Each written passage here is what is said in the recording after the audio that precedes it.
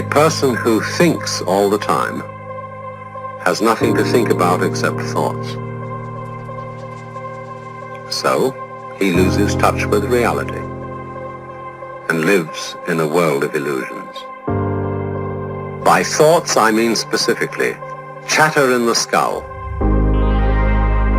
perpetual and compulsive repetition of words, of reckoning and calculating. I'm not saying that thinking is bad. Like everything else, it's useful in moderation. A good servant, but a bad master. And all so-called civilized peoples have increasingly become crazy and self-destructive because through excessive thinking they have lost touch with reality. That's to say, we confuse science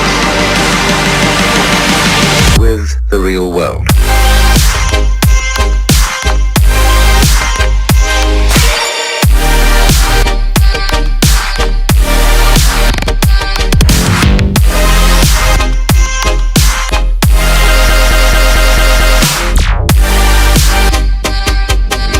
This is the beginning of meditation.